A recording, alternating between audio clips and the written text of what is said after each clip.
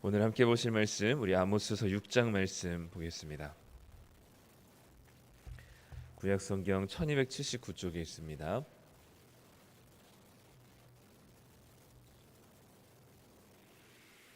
아모스서 6장 1절부터 14절까지 말씀. 네, 우리 다 찾으셨으면 우리 한 목소리로 1절부터 14절까지 읽겠습니다. 화 있을진저 시온에서 교만한 자와 사마리아 산에서 마음이 든든한 자 곧 백성들의 머리인 지도자들이여 이스라엘 집이 그들을 따르는도다. 너희는 갈레로 건너가 보고 거기에서 큰 하맛으로 가고 또 블레셋 사람의 가드로 내려가라. 너희가 이 나라들보다 나으냐? 그 영토가 너희 영토보다 넓으냐? 너희는 흉한 날이 멀다 하여 포악한 자리로 가까워지게 하고 상하상에 누우며 침상에서 기지개 켜며 양떼에서 어린 양과 우리에서 송아지를 잡아서 먹고 비파 소리에 맞추어 노래를 지절거리며 다윗처럼 자기를 위하여 악기를 제조하며 대접으로 포도주를 마시며 귀한 기름을 몸에 바르면서 요셉의 환난에 대하여는 근심하지 아니하는 자로다. 그러므로 그들이 이제는 사로잡히는 자 중에 앞서 사로잡히리니 기지개 켜는 자의 터드는 소리가 그치리라. 만군의 하나님 여호와의 말씀이니라. 주 여호와가 당신을 두고 맹세하셨노라. 내가 야곱의 영광을 싫어하며 그 궁궐들을 미워하므로 이 성읍과 거기에 가득한 것을 원수에게 넘기리라 하셨느니라. 한 집에 10사람이 남는다 하여도 다 죽을 것이라. 죽은 사람의 친척 곧 그 시체를 불사를 짜가 그 뼈를 집 밖으로 가져갈 때에 그 집 깊숙한 곳에 있는 자에게 묻기를 아직 더 있느냐 하면 대답하기를 없다 하리니 그가 또 말하기를 잠잠하라. 우리가 여호와의 이름을 부르지 못할 것이라 하리라.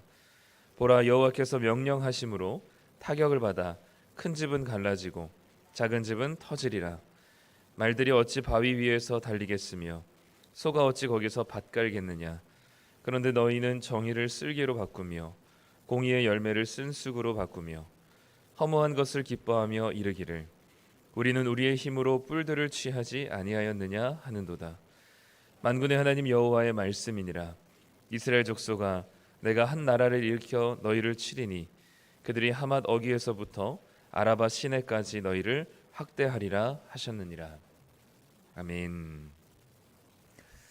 네, 오늘 아모스 6장 말씀 보겠습니다. 6장 1절에서는 화 있을진저라고 시작하죠. 그래서 어제 우리가 봤었던 5장 18절부터 화 있을진저라는 첫 번째 화가 등장했다면 오늘은 두 번째 화가 이제 등장합니다. 그렇기 때문에 5장과 6장은 긴밀하게 이어져 있고요. 함께 보시는 것이 훨씬 더 이해가 쉽습니다. 오늘 1절에 보면 하나님께서 시온에서 교만한 자와 사마리아 산에서 마음이 든든한 자라고 표현합니다. 시온에서 교만한 자는 남유다의 지도자들 얘기하고요. 사마리아 산에서 마음이 든든한 자는 북이스라엘의 교만한 자를 이야기합니다. 사마리아는 이제 북이스라엘의 대표적인 동네이고 시온은 남유다의 대표적인 동네이죠.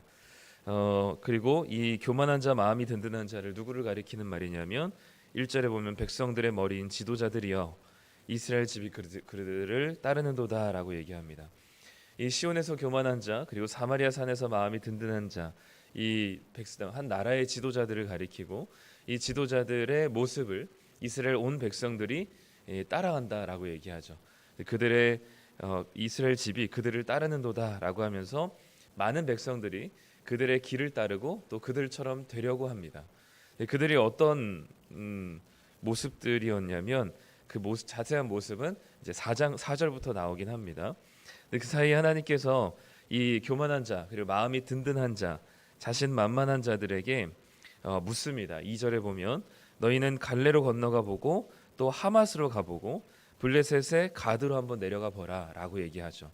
이 갈레와 하맛 그리고 이 블레셋 그 가드라는 이 세 도시들을 한번 가보라라고 얘기하면서 묻는 거죠. 너희가 이 나라들보다 나으냐? 그 영토가 너희 영토보다 넓으냐라고 묻습니다.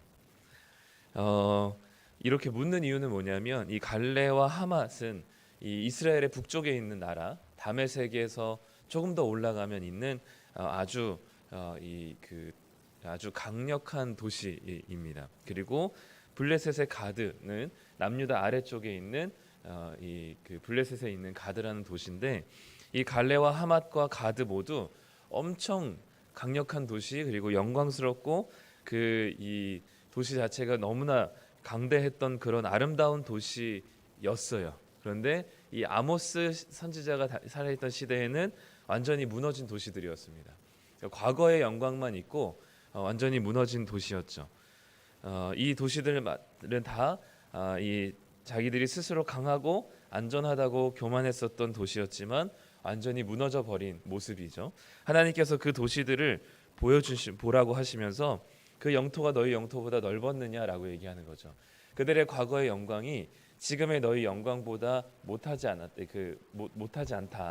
이런 도시들, 너희들보다 지금 너희들이 위대해 보이고 강력해 보이고 안전해 보이고 부유하다고 느끼는 너희들의 사마리아와 시온이라는 그 도시보다 이 갈레와 하맛과 가드라는 도시는 훨씬 더 크고 아름다웠던 도시였다. 그런데 지금 어떻게 됐느냐라고 물어보시는 거죠.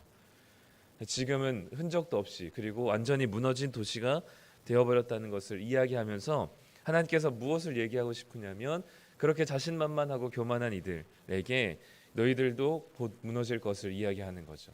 너희들의 그 아름답고 멋진 그 도시가 이들의 그렇게 멋있었던 그 과거에 화려했던 것들이 지금 남아있지 않는 것처럼, 너희들도 교만하고 마음이 든든하여서 자만하면 이것이 곧 언제 사라질지 모를 신기루와 같다는 사실을 하나님께서 말씀해주고 계신 겁니다. 이스라엘 백성들은 정말 겸손해야 됐어요. 왜냐하면 이 북이스라엘의 여로보암 2세 시대에, 아모스가 살던 시대가 제일 부강한 시대였는데, 이때가 왜 부강했냐면 여로보암 2세가 탁월하고 그 당시에 모든 정치 지도자들이 정말 뛰어나서 그들이 이 부유함을 경제적으로 부유해지고 군사적으로도 강대해졌느냐? 결코 그게 아니거든요. 이스라엘 백성들이 강대해졌을 때는 늘 이스라엘 백성들이 부유해지고 땅이 넓어지고 경제적으로 풍요로웠을 때는 늘 어떤 때였냐면, 고대 근동 그 중동의 이 강대국들이, 소위 강대국들이라고 얘기하는 그 강대국들의 힘이 분산됐던 시대였어요. 그러니까 이때는 지금 이 북이스라엘 이 여로보암 2세 시대에는 이 아수르가 신흥 강대국으로 올라오면서 그 고대 중동의 그 힘의 판도가 바뀌고 있는 시대였어요. 그러니까 이런 이스라엘 같은 작은 나라에 이 강대국들이 관심을 두지 못할 때였습니다. 그러니까 자기의 자리를 잡은 다음에야 항상 이 이집트, 애굽 쪽으로 이제 시선을 돌렸기 때문에 애굽 쪽으로 가는 길목에는 늘 이스라엘이 있었거든요. 그러니까 이 강대국들의 힘이 분산됐을 때는 이스라엘이 강해졌고, 이 고대 근동의 그 판세가 이제 확정되어서 이제 한 나라가, 한 제국이 이제는 확정되어서 그 제국이 힘을 키우던 때는 이스라엘이 늘 쪼그라들었었습니다. 지금 이 북이스라엘의 영광은 그들이 잘해서가 아니고, 그들이 능력이 탁월해서가 아니라 상황이 그렇게 된 거예요. 상황이 그렇게 된 겁니다. 주변의 강대국들의 힘이 잠시 주춤하던 때에 그들이 그냥 그 틈에 그들의 그 국력이 조금 더 강해진 것이죠. 자신들이 잘난 줄 알지만 주변 환경이 사실 그렇게 된 것이기 때문에 이스라엘 백성들은 그것에 대해서 겸손할 필요가 있었고 교만할 필요가 없었던 것이죠. 그런데 지금 이스라엘의 지도자들은 자신들이 굉장히 탁월한 것으로 생각하고, 그리고 그 자신들의 탁월함이 영원할 것으로, 이런 강력한 강력한 군대와 그리고 이 풍요로운 이 경제적인 상황들이 영원할 것으로 착각하고 있었던 것이죠. 하나님 그들에게 이런 도시들을 가보라고 이야기하십니다. 그들이 구체적으로 이스라엘의 지도자가 어떤 교만함과 자만함이 어떤 것으로 표현되냐면 4절부터 이렇게 이야기합니다.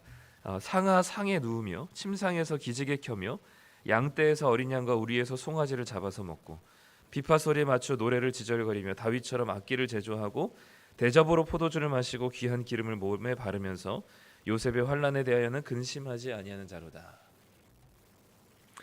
이 요셉의 환난이라는 것은, 우리 요셉을 보면 7년 대풍년과 7년 대환난이 있었죠. 그래서 7년 환난을 7년 풍년으로 미리 준비하였던 이 요셉의 모습을 보여주면서 이들이 언젠가는 이것이 꺾인다는 사실을 인지하지 못하고 준비하지 않고 있는 대로 지금 마음껏 사치와 온갖 풍류를 즐기고 있는 모습인 거죠. 상하 침대, 지금도 상하는 귀하지만 그 당시에는 훨씬 더 귀한 상하로 만든 침대가 있었고, 심지어 사마리아에는 상하로 만든 궁이 있었습니다. 이거는 아합 시대 때부터 있었던 아주 별장처럼 지어진 궁전이죠. 사마리아 궁전, 또 사마리아 상하 침대가 있었고, 또 거기에서 날마다 어린 양고기와 그리고 소고기를 잡아서 먹고, 노래를 부르고 악기를 제조하며 술판을 벌이고, 잔으로 마실 포도주를 대접으로 마시고, 그리고 우리 소위 이제 올리브 기름 중에 제일 좋은 이제 버진 오일을 몸에 바르는, 이제 그 단계가, 이 올리브 오일들이 단계가 있거든요. 근데 처음 짜는 그 오일이 가장 고급진 버진 오일이고, 제일 마지막에 정말 짜고 남는 오일로 사실 몸에 바르는 거예요. 몸에 바르는 거는 제일 낮은 단계의 오일로 바르는 건데, 지금 이 포도주도 대접으로 마시고, 그럼 그 버진 오일을 몸에 바르면서 온갖 것을 다 누리고 즐기고, 요셉의 환란을 준비하지 못하고 있는 이 모습이죠. 그리고 더군다나 뭐 부자 자체를 하나님께서 그 심판의 대상으로 여기는 것보다는, 우리가 아까도 얘기했지만 5장이랑 같이 이어서 볼 필요가 있는데요. 이들의 이렇게 사치와 풍류를 즐기는 돈이 어디 있냐면 다 가난한 자를 학대해서 얻은 돈들입니다. 가난한 자를 착취해서 얻은 돈들이죠. 그러면서 자신들의 능력을 과시하고, 자신들의 지금 자신들이 누리고 있는 이런 경제적인 풍요와 군사적인 이런 강한 것들이 자신들로부터 비롯된 것으로 생각하고 스스로 즐기며 과시하고 사치를 부리는 이들의 모습 가운데 잘못되었다라고 이야기하시는데, 문제는 뭐냐면 이런 지도자들의 모습을 누가 따라가냐면 백성들이 따라가고 있는 겁니다. 백성들도 하나같이 자신의 성공을 자신의 온전한 노력이라고 생각하고 자신의 것이라고 스스로 여기면서 계속해서 자신이 조금 돈 번 것으로 과시하고, 그리고 자신의 끊임없이 가난한 자를 학대하면서 착취하면서 자신의 부유함을 누리고 있는 이것을 따라가고, 가난한 자들은 그런 삶을 환상으로 가지고, 또 그런 삶을 목표로 가지고 그런 삶을 살기 위해서 또 아둥바둥 애쓰면서 살아가는 거죠. 지금의 모습과 굉장히 닮아 있죠. 많은 사람들이 돈을 좀 벌면 소위 플렉스라고 하면서 자신의 이 집으로, 또는 고급차로, 또는 괜찮은 것으로 과시하고 SNS에 올리면서 자랑하면서, 또 TV나 매체를 통해서 멋들어진 집들을 보여주고, 그렇게 살지 않으면 뭔가 실패한 인생 같아 보여서 모두가 그런 모습들을 꿈꾸며, 하나같이 가난한 자든 부자이든 그런 삶을 꿈꾸며 살아가는 그런 삶을 이스라엘의 지도자들이 사니까 백성들도 그런 삶을 따라 사는 거죠. 오늘날도 돈을 일해서 돈 버는 것으로는 도저히 살 수 없다고 스스로 이야기하며 생각하고 판단 내리면서 짧은 시간에 그렇게 대단한 노력을 하지 않으면서도 짧은 시간에 많은 돈을 벌 수 있는 방식을 추구하고, 그래서 일해서 땀 흘려서 수고해서 버는 돈이 아니라 잠깐의 요행을 바라는 그런 돈으로 부자가 되고 싶어하고, 그런 돈으로 자기가 원하는 것을 마음껏 사고 싶어하고, 그것으로 자신이 성공했다 스스로 착각하게 만드는 그런 삶을 꿈꾸게 하는 그런 사회적인 구조가 지금 우리의 구조이기도 한 거죠. 하나님께서 그런 자들에게 7절에 그런 지도자들을 이제는 사로잡히는 자 중에서 앞서 사로잡히리니, 그러니까 포로 중에 제일 먼저 잡힌다라는 얘기를 하고 있는 거죠. 제일 먼저 포로로 끌려갈 것이고, 이 8절에 보면 하나님께서 그 영광을 싫어하고 궁궐들을 미워하고 거기에 가득한 것을 다 원수에게 넘기리라라고 얘기하시면서 9절에 한 집에 10사람이 남는다 하여도 다 죽을 것이라라고 얘기합니다. 우리 앞서 5장에서 그런 구절이 있었죠. 100명이 나가서 10명이 들어온다라는 표현들이 있었습니다. 100명이 군대로 출정을 했다가 완전히 다 깨지고 10명만 남아 돌아온다고는 표현이 있었는데, 오늘은 그 남은 10명마저도 다 죽어버린다라고 이야기하는 거죠. 그 죽음이 얼마나 갑작스럽고 한순간에 다 이루어지냐면 10절에 보면 죽은 사람의 친척 곧 그 시체를 불사를 자가 그 뼈를 집 밖으로 가져가면서 묻는 거죠. 아직 더 있느냐? 없다라고 얘기합니다. 여기서 알 수 있는 건 뭐냐면 이스라엘 백성들은 절대 화장하지 않아요. 이 사람들 화장하면 안 됩니다. 근데 지금 화장을 할 수밖에 없는 상황으로 갑작스럽게 많은 인원이 다 죽어버린 겁니다. 전염병 때문에 어쩔 수 없이 화장을 하고 있는 거죠. 그럴 정도로 한 나라가, 한 도시가 그렇게 영광스럽고 상하궁에 눕고 자고 많은 것을 양고기와 소고기를 먹으면서 사치를 누렸던 그들이 한순간에 다 죽어버릴 것을 하나님께서 예고하시는 것이죠. 표준 세번역 버전으로 보면 이 60절을 이렇게 번역합니다. 시체들을 불살라 장례를 치르는 친척이 와서 그 집에서 시체들을 내가면서 집안에 있는 사람에게 옆에 아직 시체가 더 있느냐고 물으면 남아있는 그 사람이 없다고 대답할 것이다. 그러면 그 친척이 조용히 하라고 하면서 주님의 이름을 함부로 불러서는 안 된다고 말할 것이다. 왜냐하면 주님의 이름을 부르면 또다시 이 죽음의 심판이 닥치게 될까 두려워서 주님의 이름도 이제는 함부로 부를 수가 없는 정도로 이 심판과 죽음이 너무나 끔찍한 상황으로 주어진 것이죠. 그러면서 12절에 하나님께서 말들이 어찌 바위 위에서 달리고 소가 어찌 거기서 밭을 갈겠느냐. 그러니까 말들과 소들도 자기가 달려야 될 곳과 밭 갈아야 될 곳이 어딘지 분명히 아는데, 그러니까 똥오줌 다 가리는데 왜 너네들은 정의를 쓸개로 바꾸고 공의의 열매를 쓴 쑥으로 바꿔서 바꾸고, 그리고 그 정의와 공의를 완전히 다른 그 멀리하고 13절에 허무한 것을 기뻐하고 자신들의 힘으로 뿔을 취하였다라고 스스로 생각하느냐라는 거죠. 이 13절에 있는 허무한 것과 뿔들이라는 단어가 그냥 일반적인 단어, 일반 명사이기도 하지만 고유 명사이기도 합니다. 이 허무한 것, 뿔들이라는 게 로데발과 카르나임이라는 단어인데 이 단어가 다 도시 이름이기도 해요. 북이스라엘 지역의 바산이라고 하는 지역에 보면 바산은 넓은 초원이 있는 고산지대거든요. 거기에 보면 이 로데발과 카르나임이라고 하는 군사적인 요충지가 있습니다. 그러니까 북이스라엘에 있어서는 엄청난 자랑이죠. 이제 북쪽 그 아수르 지역이나 메소포타미아 지역에서 올 때 항상 통과해야 하는 이 지역에 군사적인 요충지로 두고 그 누구도 그것을 통과하지 못하도록 두었던 아주 이 북이스라엘의 자랑과도 같은 곳인데 하나님께서는 그것을 의지하고 스스로 그것을 자랑하고 있는 이들에게 하나님께서 묻는 거죠. 그것을 허무한 것을 기뻐하며 그 자신들의 힘으로 뿔들을 취하지 아니하였느냐라고 하는 이들에게 하나님께서 너희들을 완전히 다 멸망시키겠다라는 이야기를 하고 있는 겁니다. 우리는 그래서 지도자가 중요해요. 누가 어떤 모습으로 살아가느냐가 백성들이 그것을 보고 따라가는 거죠. 크게는 뭐 나라의 대통령이나 또는 정치자 지도자들이 될 수도 있고, 또 우리가 교회 안에서 보자면 또 교회 한 목사가 될 수도 있고, 또 작은 소그룹으로 생각해 보면 소그룹 리더일 수도 있고요. 또 가정에는 가장일 수 있고요. 우리에게 주어진 여러 가지 권위와 그 권위 안에서 나름 지도자로서 또는 앞서가는 자로서 하나님께서 주신 그 권위들을 우리는 이 하나님께서 주신 이 권위들을 겸손하게 따라갈 필요가 있는 것이죠. 이들처럼 자신이 무언가 상황이 좋아지고 자신이 속한 그룹이나 공동체가 나아지는 것으로 뭔가 스스로 교만하고 자랑할 일이 단 하나도 없다는 거죠. 제가 좋아하는 목사님 중에 김관성 목사님이라는 침례교 목사님이 계신데 그분이 이제 그 쓰는 여러 글들 중에 제일 공감이 됐던 것 중에 뭐가 있냐면 소위 이제 교회 이제 뭐 이렇게 교회 뭐 부흥이나 뭐는 교회 성장 세미나 같은 데 가보면 나름 교회를 큰 교회로 만드신 분들이 대부분 강사로 오신다고 해요.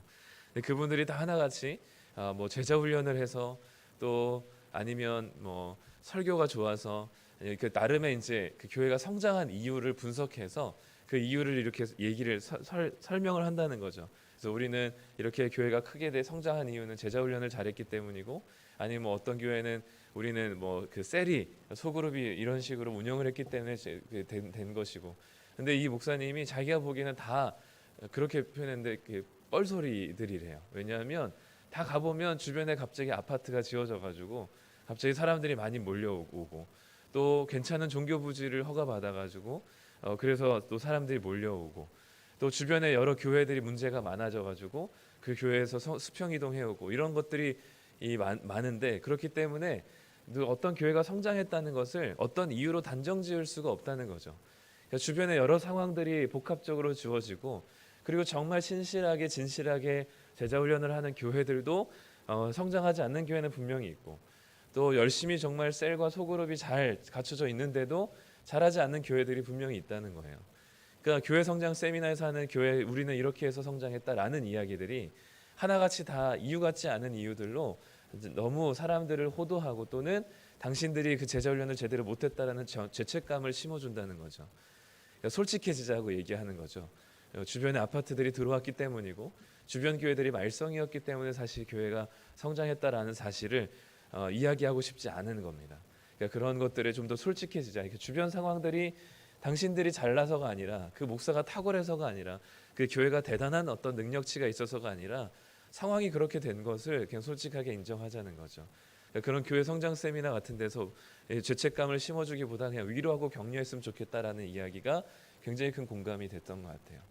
우리도 무언가 삶이 나아지고 좀 좋아진다면 우리의 탁월한 능력이기보다는 여러 상황들이 우리가 알지 못하는 여러 상황들이 복합적으로 주어진 겁니다. 그렇기 때문에 우리는 하등 교만할 필요가 없고, 우리 스스로 잘났다고 생각할 필요가 없는 거죠. 우리의 것을 우리에게 주어진 것들을 감사함으로 사용하면 되는 것이지, 그것이 내가 잘했기 때문에 그래서 나에게 주는 대단한 보상처럼 사치와 그런 온갖 향락과 풍류를 즐기면서 요셉의 환란을 준비하지 않는 자들은 어리석은 자들입니다.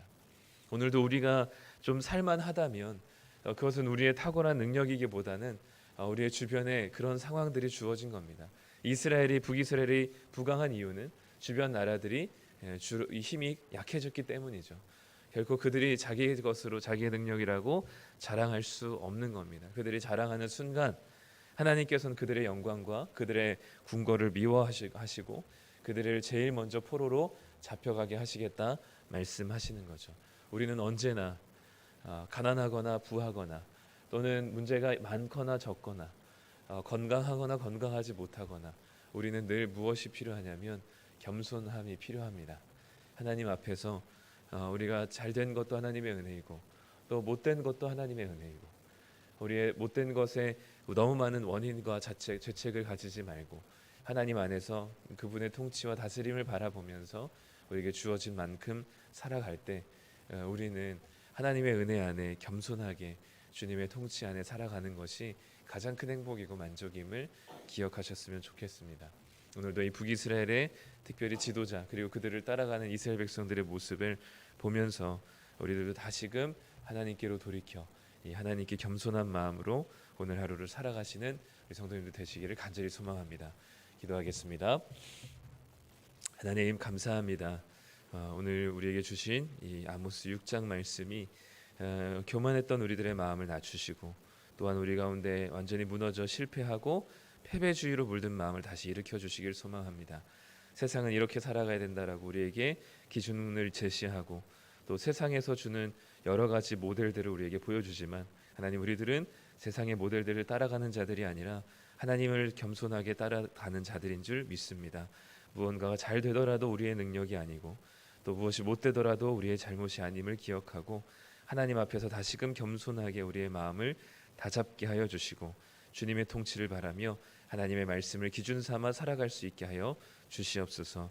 우리의 삶에 우리가 솔직해지게 하여 주시고 하나님 앞에 겸손하게 하여 주셔서 하나님이 주시는 은혜를 담지하여 살아갈 수 있는 겸손한 하나님의 백성들 다 되게 하여 주시옵소서.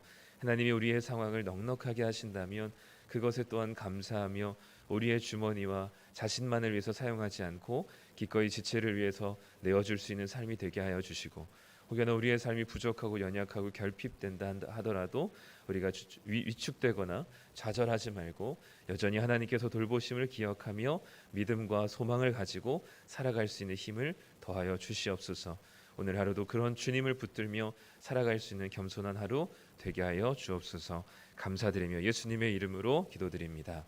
아멘.